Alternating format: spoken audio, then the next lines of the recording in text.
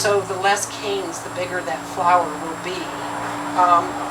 I personally want more flowers. I'm not showing them, so I don't mind having quite a bit more. And I will leave 8 or 10 because I want a bushy rose to fill a certain space. It's all in what you want out of your rose. But not heavy. You don't want to prune it down to those few canes. Damaged. Iceberg's the same way. And that one actually does very well with a hedge trimmer. Yeah, it is very much like a hedge rose and can easily be pruned with a trimmer. Yeah, that's about all I do. Just keep it very light. Oh, there's damaged. No leaves. And ready to go. With all roses, and this includes climbers, every year a rose generally will produce a new cane. In some gardens you'll see where it's become really woody and nasty, like this rose. It's been left go way too long. This rose has probably been in the nursery since the beginning of time. So this poor thing, I thought this was a good example of a rose that's been neglected. Pretend it's bigger than it is because it's quite weedy. This rose has many old woody canes that are not doing well. This one's on its last leg, in fact. But every rose, after a couple of years, after about 3 years really, you're going to remove one of these canes entirely. One of these old woody canes. When they start looking all gray and gnarly, remove the whole entire thing. Because every year you should actually, if you're taking good care of your rose, will start producing big, fat, green canes. Let them replace the old woody canes. You're not going to take them all out on this thing and this guy, because otherwise he'd be topless. Where is the graft? Where's the graft on that, please? This graft is right in here. It's not very easy to see because it's gotten so nasty, but this is part of the graft. Yeah, it looked kind of like there were 3 knobs. And I think what's happened is that this was part of the original graft too, but it's died out. So in this case, the oldest cane is actually the most productive one. So you just take 1 a year then? I usually take 1 a year for every new cane that's formed. So on my roses, I have mega canes that come out, like big, fat, green canes. And then what I would do is take out, like this one, I would take this whole entire thing out to here. But then again, I need my husband. Get your bigger loppers. I don't want to. You can't make me. That's so typical. I want to do it the hard way.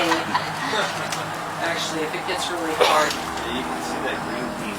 See, yeah, it's got a new green cane, yeah. So this will become the new one. Of course, it's not facing exactly in the right direction. So, let's see. We'll encourage them to grow that way. What I would probably do is wait and see what happens in there.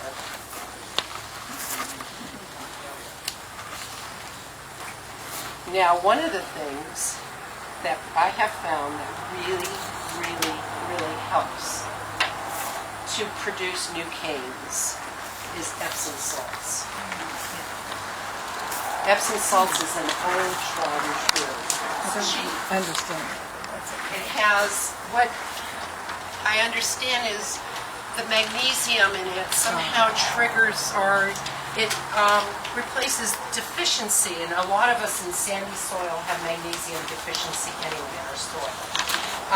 What it does though, by replacing the magnesium, it helps with uptake of other nutrients, nitrogen and phosphorus. So cheap.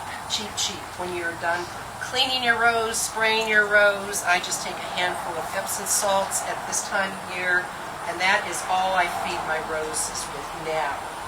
you're not going to feed anymore. You're going to wait until March to feed it with any nitrogen like little powder.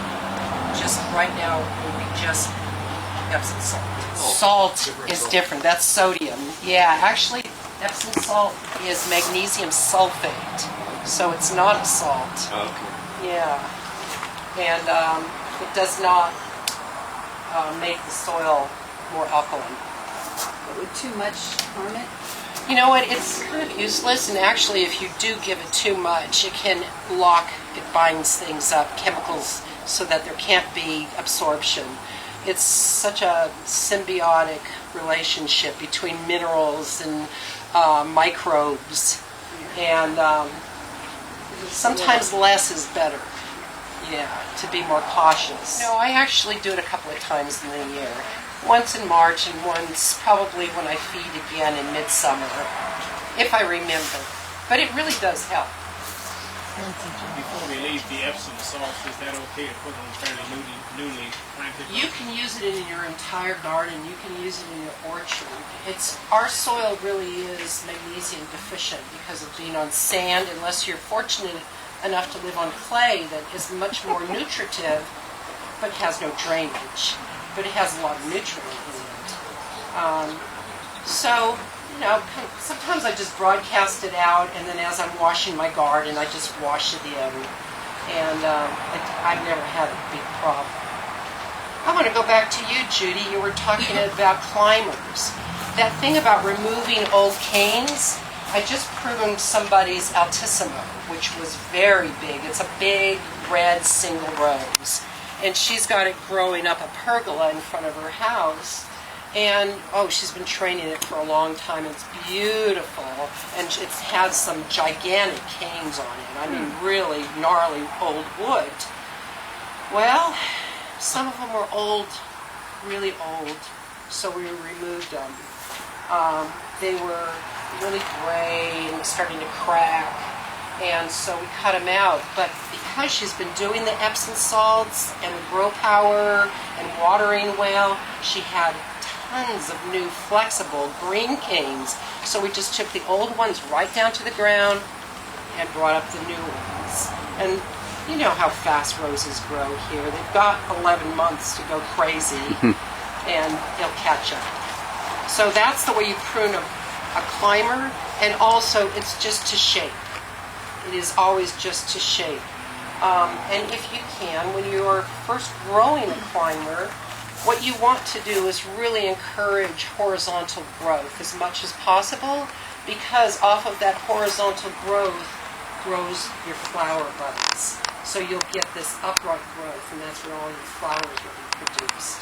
So I've had Cecile Bruno that I trained in front of a big block wall, and I just trained all the canes from quite low, and I just kept training them across and had maybe 4 or 5 rows up this block wall, and eventually the whole thing is just completely covered in roses.